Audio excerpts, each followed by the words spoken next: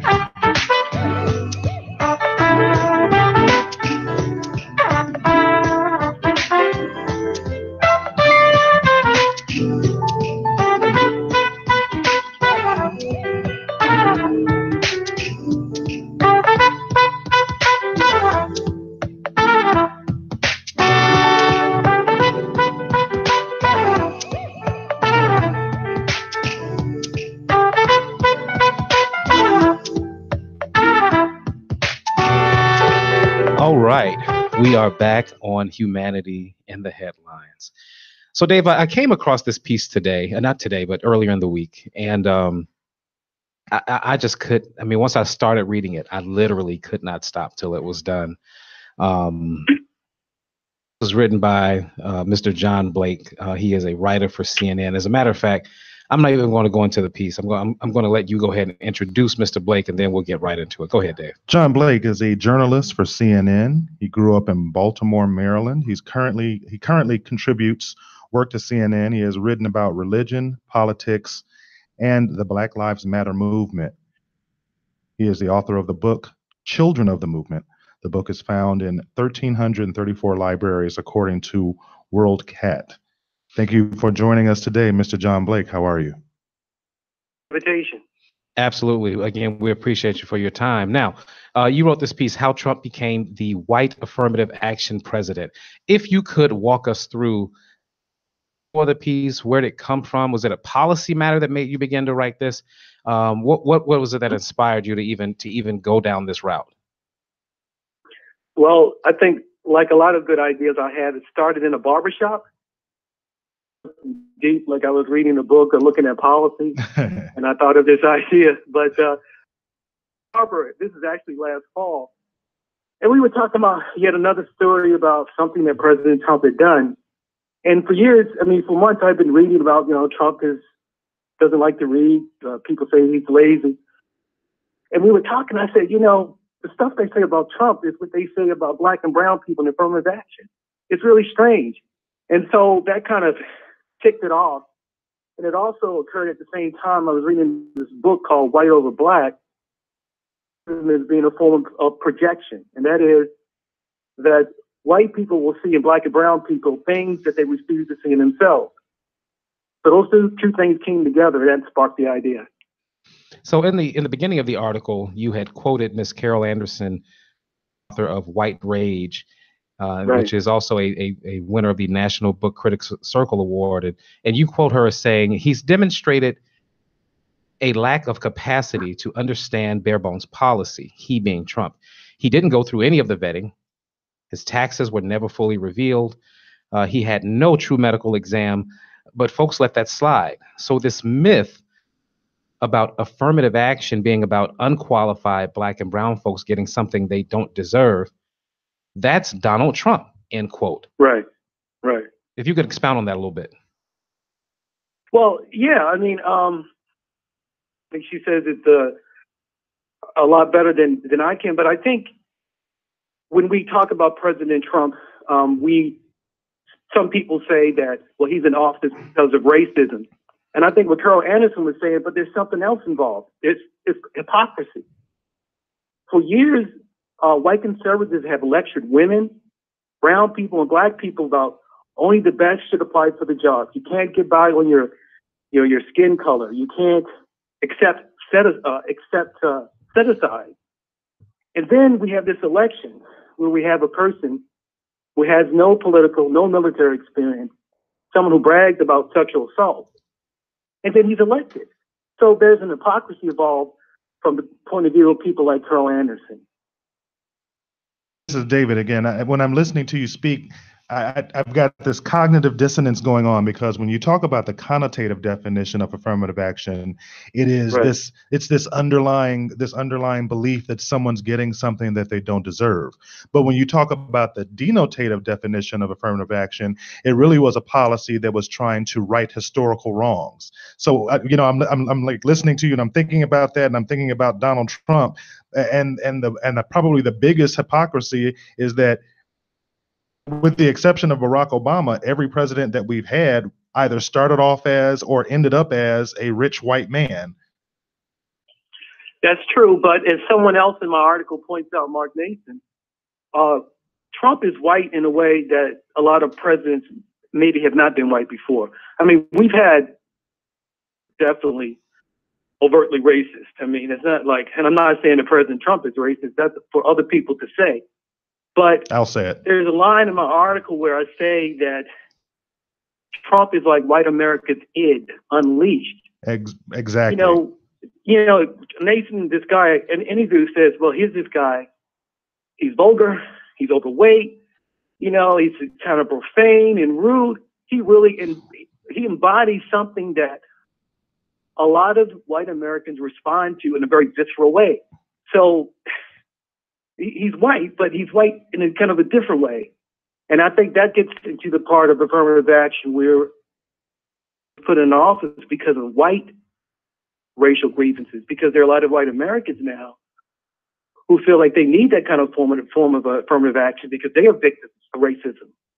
And it's interesting that you use the word. I remember when Trump was running and we were on this show and I mentioned that I think I said about, or it at least occurred to me that he is the id, the 32% of Americans that support him. But the funny thing about the id is that when you read about the id, it's supposed to be something subconscious that you never let bubble to the surface. It's kind of like the feelings that you have that you're almost that there's, because of social norms, you're embarrassed or ashamed to say the things that you really feel deep down inside. But that's the irony of Trump, is that he does have this 32% that no matter what he says, no matter how low he goes, their visceral reflexive reaction is, yeah, that's how I feel. He's saying what I'm thinking. Yeah, that's an excellent point. It's funny you mention that because I think yesterday or the day before when he came out with the the SHIT whole comments in Fox news sites, and I read the comments from readers, and that's what I heard again and again. So many readers saying, yeah, he's saying exactly how I feel. And I think you could argue that part of being white in America historically is about how something sounded. You have to worry about other people's feelings. You could say and do whatever you wanted. Americans feel like that time has changed. You have to be politically correct. And now we have this president who embodies, like, I'm going to say and do whatever I want. And that is, I can see that could be exhilarating to some white Americans. Well, that's an amazing point that you bring up. This is Atiba. I'd like to come back to the article just a little bit to kind of walk people through where we are specifically as it pertains to the parallels, negative views of affirmative action. And the first parallel you bring up is Americans lowered their Oval Office admission standards. My concerns with the Trump presidency, not just now, but literally years from now, is that the office of the presidency been forever lowered, and that it's going to take a very long time to bring it back up to a standard. Where am I wrong in that assertion? I don't think we know yet because we haven't seen, but I think your concern is certainly understandable. I mean, for example, I was thinking the other day when President Obama ran back in 2008, right, Damn America thing came out. Give this incredible speech on race just to save his candidacy because of something not he said, but his pastor said. And then you look at President Trump, all the things he says routinely that are now just expected from a president. They're not shocking anymore. It has changed, and I don't know if we can get it back. I mean, I'm really intrigued with the idea of democracy. And I've been reading a lot about ancient Greece. And I was kind of shocked to find out that a lot of people like Socrates didn't really believe in democracy. They felt that they inevitably gave way to demagogues, that people couldn't be trusted to pick good leaders. And sometimes I wonder if we take democracy for granted in this country, and we don't believe that it's something that we can lose, that could collapse. And that could happen. Yeah, that's a great point. This is still Atiba. As I hear you say that, we've had that concern before. This is a very progressive show. We talk about workers' rights. We talk about those kinds of things. And there are a lot of things that we take for granted, like weekends. Because we think that a 40-hour work week or weekends are things that we should just inherently have. And those are things that had to be fought for. You raise an excellent point, because and that's my concern about Donald Trump, his whole presidency, is that we keep taking these baby steps towards a dictatorship. And we're going to look up 6 months from now, a year from now, God forbid he gets a second term, and no telling what our democracy would look like if we suffered 8 years under this presidency. But I guess this is David. I guess that's the real question that we're really pondering right now, and keeping it in the vein of affirmative action. Is Donald Trump an aberration, or is he the new normal? People I've talked to say he's not an aberration. he's a less refined version of something that's been part of America's history since the beginning. I mean, as someone told me, he's not the first who seems to have a problem with people of different races. I mean, you can go back to Woodrow Wilson, Andrew Jackson. I don't know from a historical point of view if he's really an aberration if you talk to a lot of historians.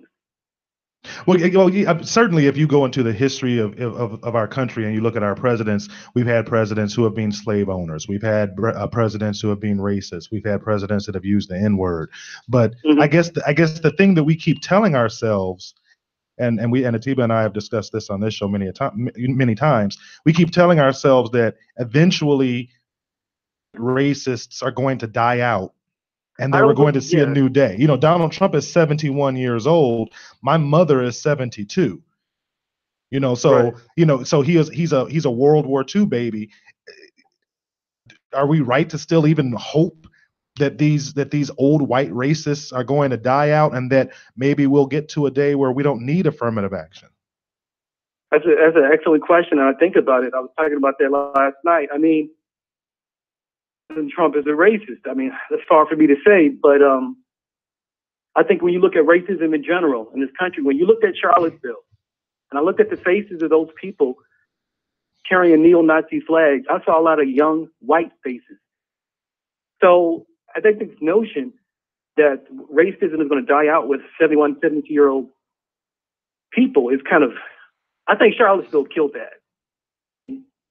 When we talk about racists in this country, I think sometimes, I know it sounds strange, people carrying torches, but if you have most white Americans who move away when black and brown people move into their neighborhoods, or when black and brown people send their children to the same schools as their children, I mean, that is a form of racism in itself. I mean, these are people that could probably say, oh, I voted for Obama. I have no problem with interracial relationships. But there are more subtle forms of racism, too, that are just as entrenched now as it was 30, 40 years ago. Okay, so I'm glad you said that. This is Atiba again. Let me tell you why I'm so glad you said that. One of my biggest fears with Donald Trump is this. Because we need someone to point the finger at, target as the president, it's easy to simply use him as the crystallization of what racism is. And then anything that is less than that, racist is up for debate. But the problem with that is, let's say Donald Trump is kicked out of office. He resigns. Let's say he dies of a heart attack tomorrow. We would then we go as a country, ooh, that was close. We was almost racist. So just getting rid of Donald Trump to the problem, because what he is not centrally the problem. The problem is much bigger, much diverse than that, and it's and in some forms it is way less obvious than what he is. No, that's an interesting point. I was in the Oval Office the other day where President Trump allegedly the SHIT whole comment, or they asked senators there, did he say it? And a lot of some senators said he did, but there were two Republican senators, Tom Cotton and David Perdue, who said they don't recall him saying it. And I thought that was really interesting. A lot of these people heard him say it, but they can't recall. And it made me think about something that I read somewhere. And that is, to ignore racism is an act of racism itself. That's how it exists. So Trump can go. I mean, if you think Trump is racist, he can be voted off. Something happens. But there are tremendous examples of racism throughout the country that ordinary people ignore every day. It's lethal.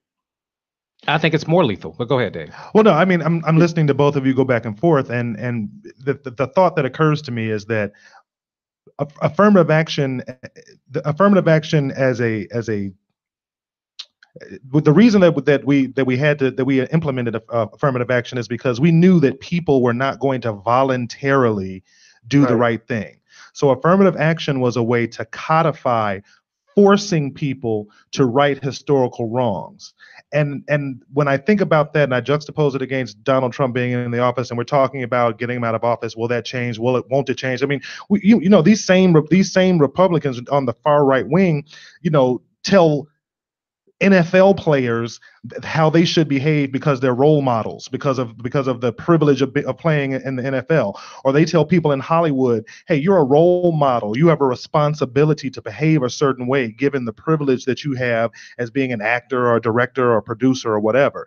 Don't we diminish the presidency when we don't acknowledge that, yes, affirmative action forces people to behave in certain ways or forces them to take certain actions that they wouldn't otherwise take? I think the same line can be drawn to the presidency, not the president, but the presidency, in that person is visible to the entire world. So the character of the person who occupies that office matters. And just like putting Donald Trump in the presidency has unleashed an ugly racist underbelly of our country, putting someone in there who is circumspect and moral and thoughtful will have the same effect of rise to their better selves. Am I being naive? No, I think history bears you out. And I talk about that at the end of the story, that the character in the Oval Office really matters in the end. I mentioned, for example, the Cuban Missile Crisis and Kennedy. We could have annihilated ourselves, but Kennedy had this cool temperament. He was a student of history who read a lot. And he had the temperament, he had the grasp of history to stare down all these generals who were saying, attack Russia. I think of Lincoln in the Civil War, such a magnanimous man. And just the character he had to steer our country through this crisis. And so I think the character of the person in the Oval Office is inevitably revealed, and it will affect the nation. It can really be between life and death, not only for ourselves, but for the planet. Right. I mean, right before you came on, we were just discussing this morning how there was a text sent out in Hawaii saying that there was a ballistic missile attack that was imminent and telling people to seek shelter. I mean, imagine if the wrong information gets to someone like Donald Trump, who is not thoughtful, who's not measured, who's not going to take in the information, who is just going to react based on, like we said earlier, the ugliest id of white people. Let's just say it. Well, let me hit you with another point of view from someone in my article. And this is a sociologist who said it's not because away with what he does because he's white. He gets away with it because he's Trump. That his whole brand, his whole persona was about being outrageous and being able to do and say things that other people can't do. So it's not white privilege, it's Trump privilege. What do you think about that point of view? Let me take that question first. It is well beyond him being Trump. I would say if I had to give it a percentage, I'd say that's probably 25% true, mm-hmm. and the rest, the 75%, I would attribute to him being white. And we could go back and forth with that, but because here's the thing, as we talked about President Obama, we can't help but bring him up. I think about the situation where Louis Gates was arrested at his house. And President Obama said, that was a stupid action by the cop, and the mm-hmm. means that he had to go back to get out from under that situation. He had to invite the cop to the White House, have beers mm-hmm. with him, have a photo op with him, and again to do all that just to placate. Go, hey, all right. He had taken the step too far as a black president. When you look at those things and you juxtapose that against the things that Donald Trump is allowed to say routinely and never, ever apologize, Donald Trump is the epitome of white privilege. I can't say, I'm limited in what I can say. Certainly. Well, let me ask you this. Because let me go back to the article for you. This is a nice safe space. In parallel 3, you talk about he embodies the soft bigotry of low expectations. Yeah. I'd really like to, because I think that might have been my favorite parallel of the 3. If you could kind of expound on that. I love this piece where you talk about Edmund Muskie and how he had lost his. If you could explain that a little bit.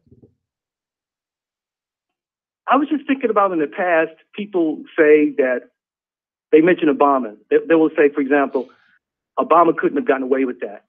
Right. But then I thought more about it. I said, but there are other white presidents maybe who couldn't have gotten away with what Trump has done. I mean, it really hurt them. And I'm old enough to remember Carter, for example, was running for president. And he admitted in a Playboy interview that he lusted after women.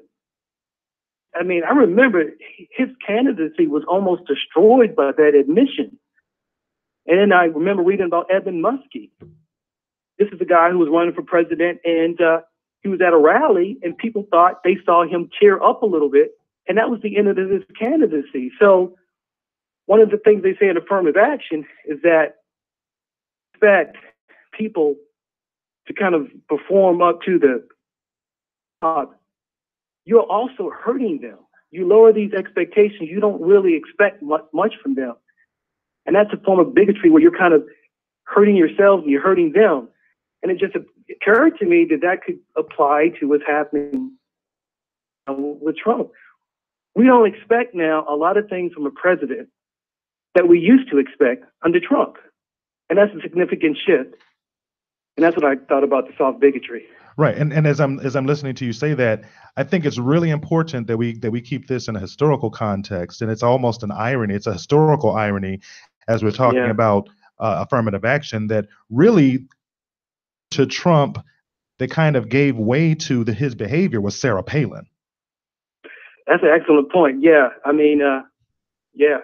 Sarah Palin, she was the one, she was born in the soil of this soft bigotry that we're talking about, the bigotry or the underbelly of the bigotry of white America against Barack Obama. But she was really what, she was really what opened it all up. I just find it ironic that Obama, for this type of white racist ideology to really flower to the point that it birthed us a Donald Trump. I remember when Palin ran, and when people would ask her to talk about policy, and people laughed at her. But it seems like now we don't really. It seems like to me, when I'm reading, expect our president to know his own policy, to know his own positions. Well, that didn't exist before. I remember. I don't know if you remember this, but when Obama ran for office, he was trying to sell the health care. Then it was a bill. He went to the Blair House, where he had this kind of televised showdown with all these Republican senators and congressmen.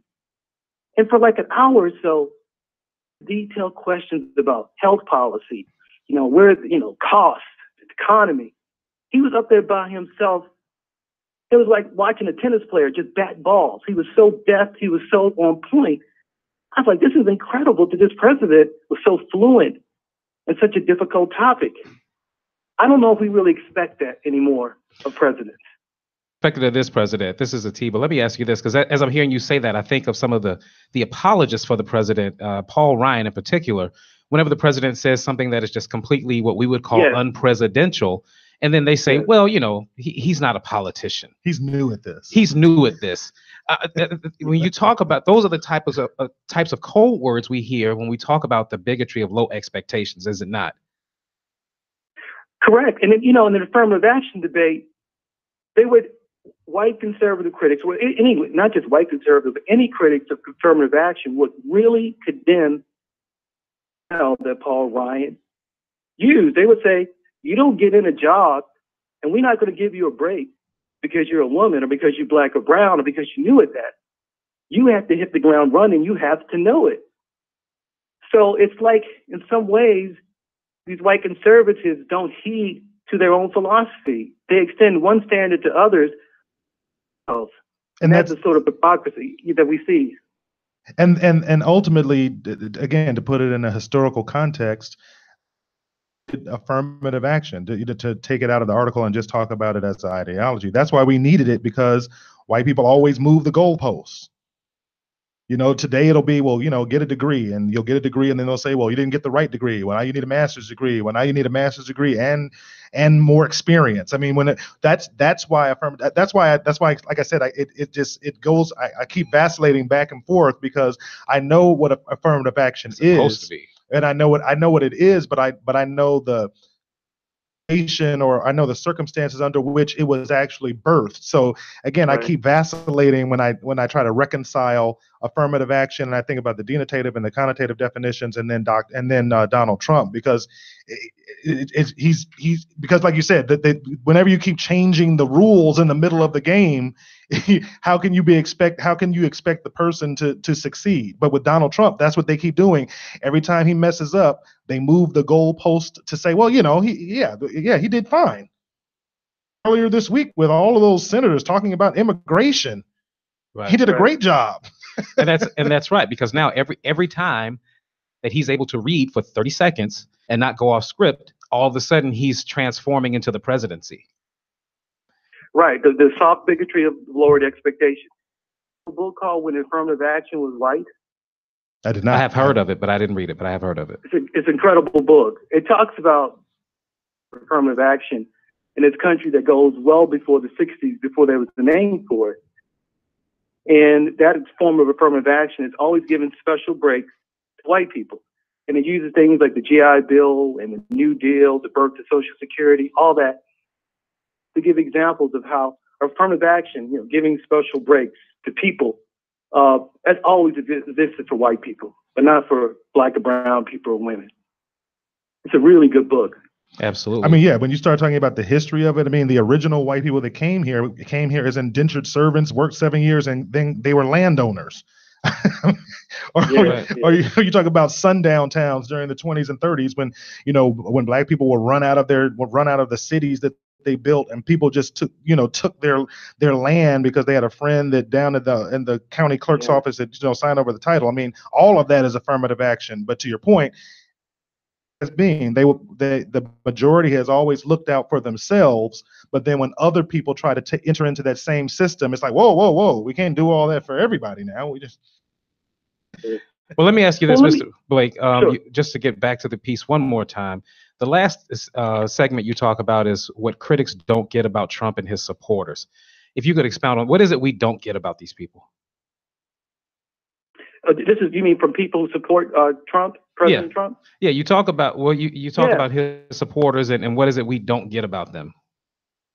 What people don't get about President Trump is they say he's a buffoon, but he's really an extremely talented man and a deft politician. Well, first of all, some people will say, you don't become a multimillionaire and run a global empire. You can't do that being a buffoon. Now, even if people might say, his wealth was inherited, you can't expand on that wealth and grow it and maintain it and not be talented. I can see this point, really. President Trump read the mood of the electorate in a way that no other candidate did in 2016. He beat out so many other more experienced, politicians. He was so much more adept at saying things that really resonated with people. So you can't, from that point of view, call him an affirmative action president. As I listen, silent. No, I was trying to make sure you were done. But as I think about it as from an employer-employee perspective, and if you say that the American people, which they are the employers, they were the ones who were hiring the president. They were the employer in this situation lowered the standard for a Donald Trump presidency to even become possible. What Donald Trump did, and I would agree with you that, and I've said this before, that he's a brilliant tactician. He didn't go into this looking at the long game. He just goes from moment to moment. And because all of the other politicians that he was battling against for the Republican nomination, they were thinking strategically, Donald Trump was thinking within 24-hour bite-sized pieces of how he could mesmerize or titillate those individuals for the moment. And ultimately, that's what got him into the presidency. Yeah, maybe, perhaps. I don't know. Yeah. Saying, we're just all of us are trying to figure it. Look, all of us are trying to figure it out so nobody else can duplicate it. So let me ask you this, Mr. Oh, go ahead. Him changing the presidency. Now that it's not out of the ordinary now to hear about celebrities really running. You hear people talking about Oprah running. What would you think about running for president? Yeah, I don't. Neither David or myself are really warm to the idea. I think it's a horrible idea. And again, I don't even know enough about her political leanings to honestly give I just know she's Oprah Winfrey. She had a show and she's rich. And if that's the standard, then I guess that's fine. But what does Oprah? What does she stand on raising the minimum wage? What does she stand on universal health care? What does she? I mean, I don't know. I don't know anything about her political leanings, so it's hard for me to take that seriously. And this is David, but at a more basic standpoint, if we were to get behind an Oprah candidacy, then everything that we've said about Donald Trump has been for naught. We can't have criticized Donald Trump for not being a politician, for not being involved in government, for not being up on the issues, for just using his wealth and his celebrity as a way to leverage the presidency. We can't have criticized him for all of those things and then say we're going to vote for Oprah because we like her, because ultimately 32% of the people in this country like Donald Trump. Yeah. Yeah, so What do you think about an Oprah presidency? Well, I lean toward what you say. I mean, if you say in one hand for being a celebrity in chief, not knowing policy and details, and then you say, but I support Oprah, there seems to be some kind of little bit of contradiction there. Exactly. So I see what you're saying. Have you ever? Never mind. But yeah, I'm really interested in who the Democrats will run in 2020, because do you run another woman? Do you run another racial minority? Or do you go with, like, say, a white guy? Because Joe Biden. I think, it's going to be interesting. It's going to be interesting who they choose. Well, we thank you so much for being on with us today, Mr. Blake. It was just wonderful walking through your piece. I really do appreciate you writing it, putting it out there. I put it on my Facebook page a couple of times. If you can go ahead and let our listeners know how they can follow you, catch your writings. I'm on Twitter and I'm on Facebook, and I'm always appearing on CNN.com. I wrote something this weekend about MLK. And I'm always writing about these kind of these racial issues. So I'm easy to find online. Absolutely. Well, we thank you so much for your time today, Dave. Any parting comments? We can't wait to have you come back, because I'm sure this will not be the last time that having a conversation about Donald Trump through the prism of affirmative action will be appropriate. Invitation. I enjoyed it. Hey, have a great weekend, sir. Okay, thanks. Well, as promised, I hope you guys appreciated that segment. Mr. John Blake, he's an amazing writer, an amazing mind. We're going to take a quick break, and when we come back, y'all, let's give us y'all comments. We need them right now on Humanity in the Headlines. We'll be right back.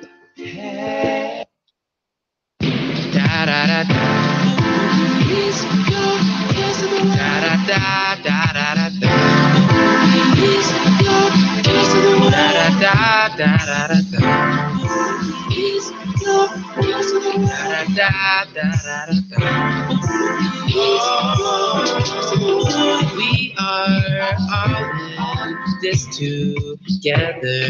Don't ever think that you are alone. If ever you're falling, I'll be there to get you. With no place to call home, I'll be your refuge.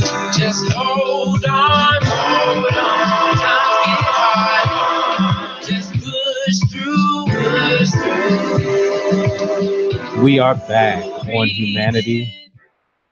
I am Atiba Buchanan. Thank you for sticking with us in the last few minutes, joined by my good man, Mr. David Seaton, my co-host. And we're going to talk about the president's comments this week. It's just us. It's just me, you, Dave, and Facebook Live. Let's do it. Go ahead and give us your comments. We'd love for you to be a part of this conversation. So, Dave, here, I want to give you my initial thoughts with this. And take it from there. When I heard the reporting on what the president had said, let me first say that I wasn't surprised at all. It is completely consistent and keeping with everything he's done to date and who he has shown himself to be, who he's revealed himself to be for the past years. Now, all the news stations have done it. We can go back. We can go all the way back to the housing discrimination lawsuit brought against him in the 70s by the government because he wouldn't rent to black people. We can go back to the Central Park 5 verdict where he was taking out ads and all the major local New York publications calling for these young men who were wrongfully convicted to get the death penalty, and then not apologizing or admitting that he was wrong after it was shown that they were wrongfully convicted. We can go back to birtherism, back to Mexicans are rapists. We can go back to the Muslim ban. We can go back to so many things. We can go back to judges who cannot judge a case because they're Mexican. we can go back to Pocahontas. There's so many things now. Oh, the character of this man. A couple of weeks ago, I said to you, we really don't know if Donald Trump is racist. We really can't say that definitively. And you said, yes, we can. You were right.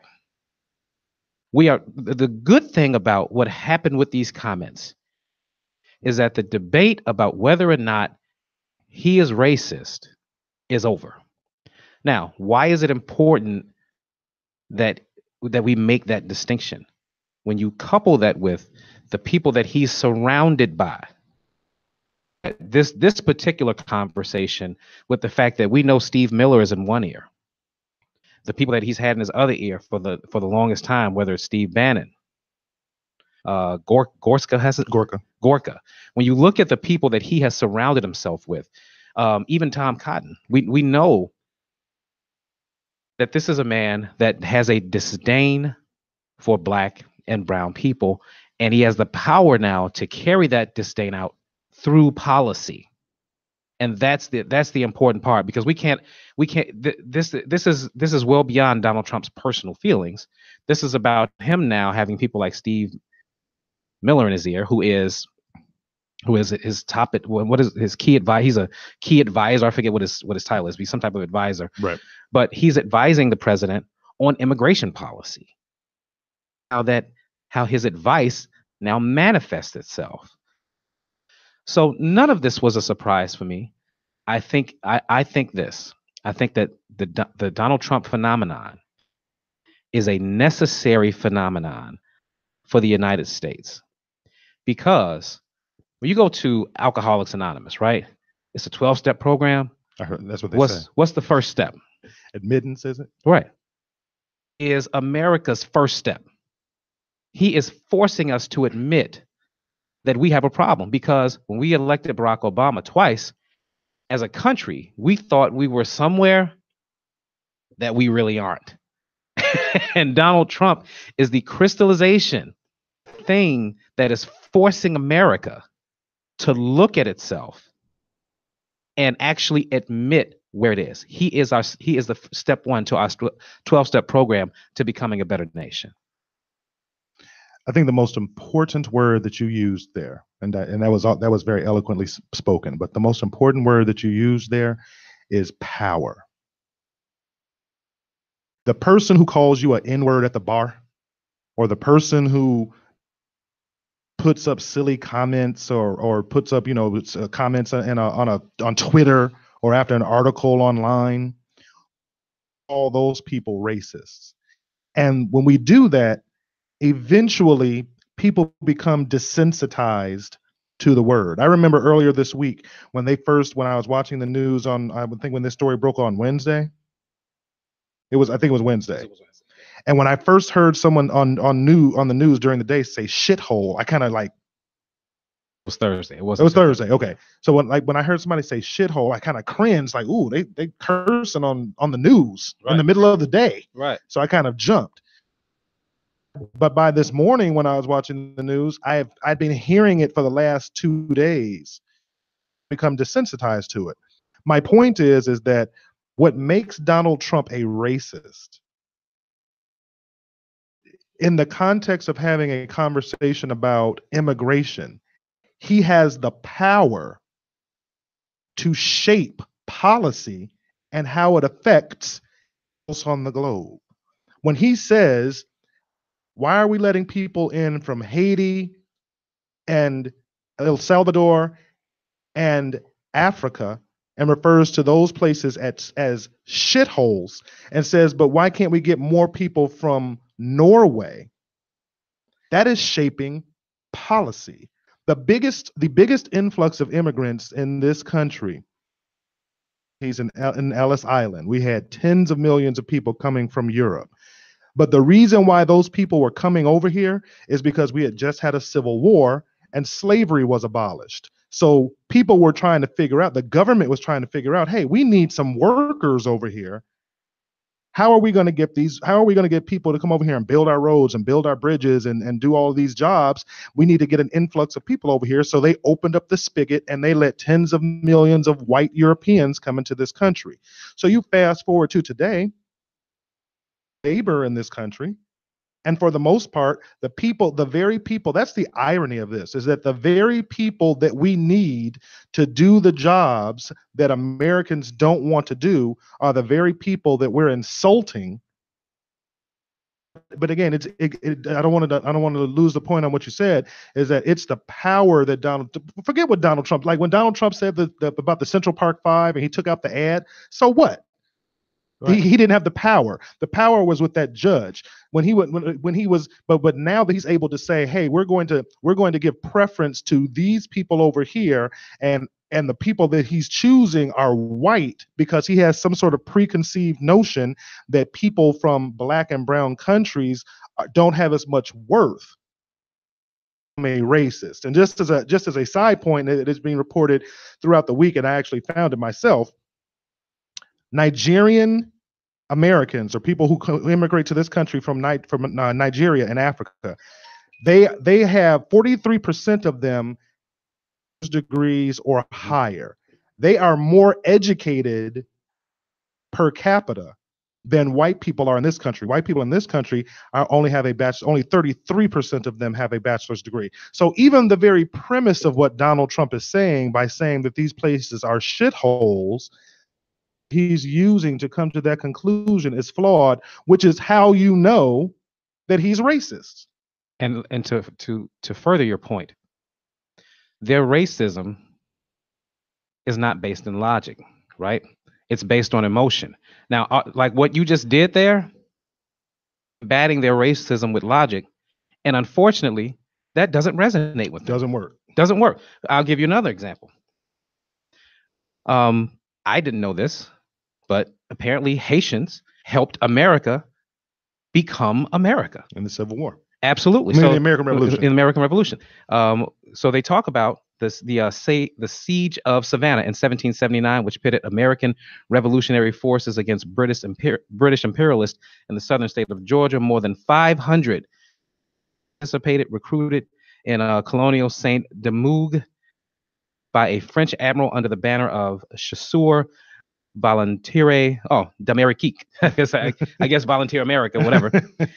It was a gross irony, of course, because the independent United States would not be a good place for black men. But again, there is a statue dedicated to these Haitian soldiers. But the average American doesn't know that.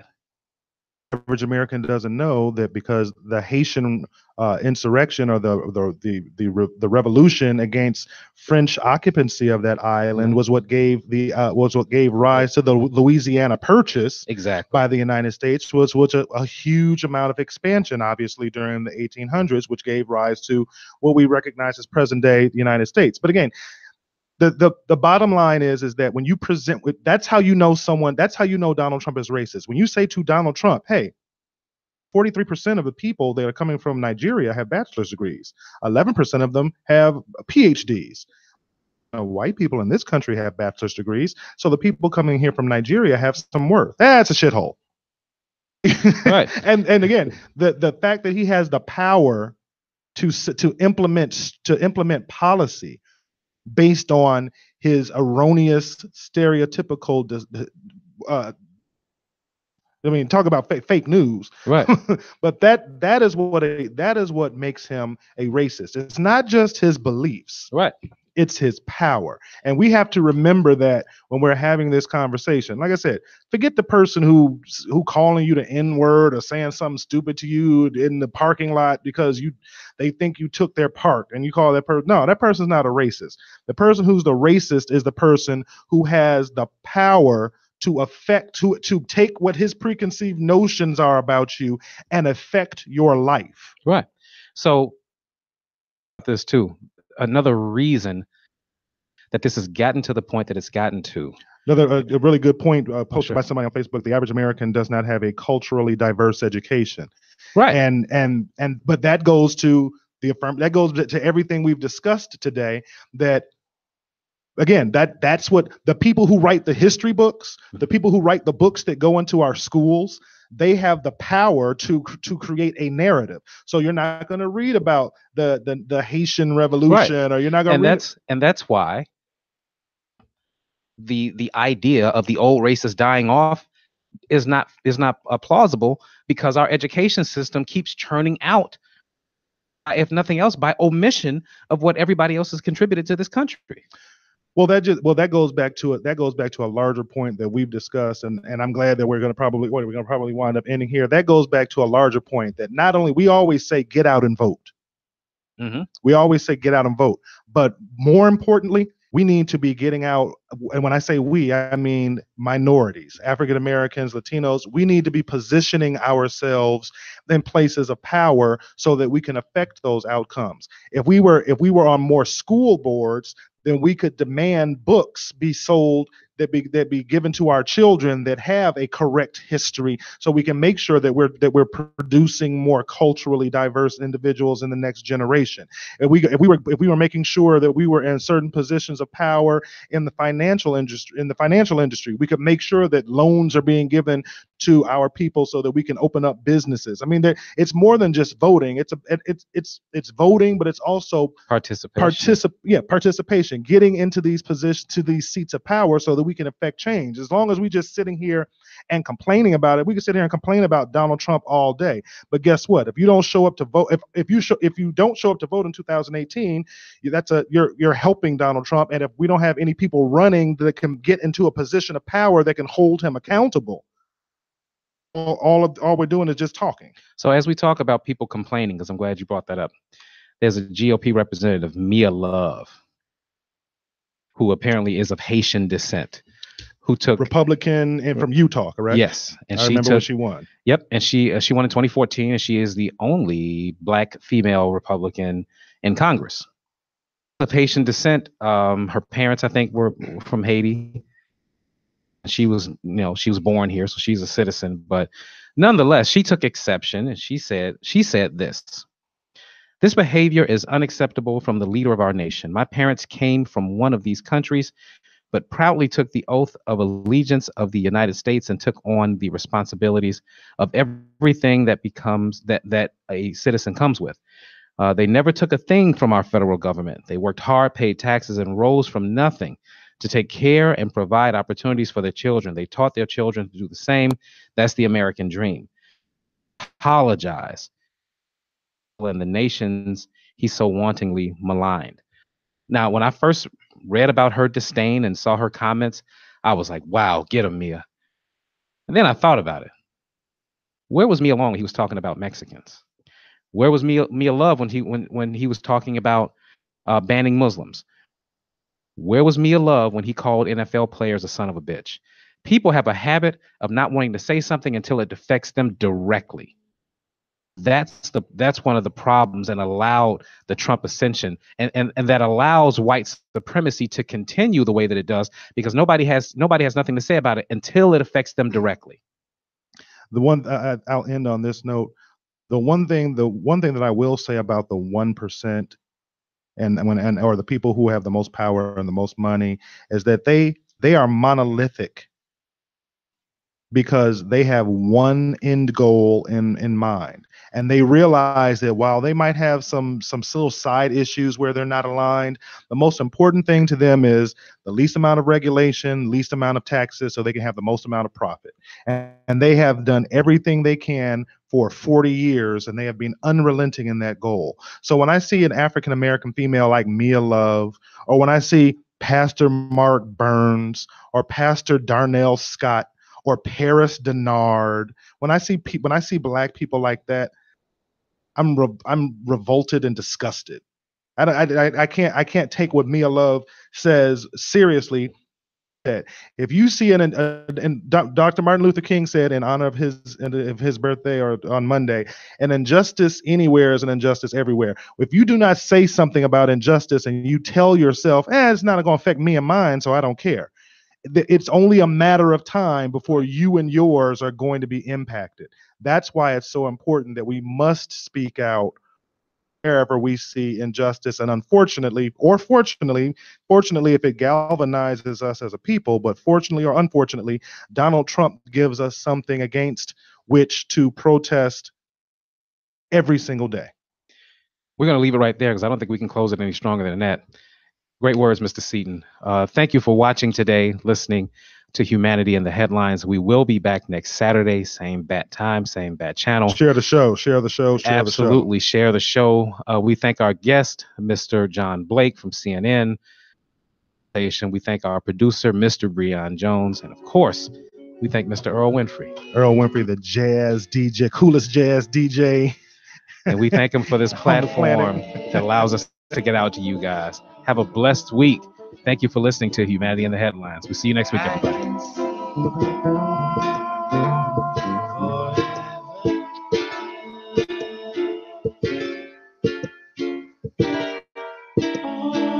All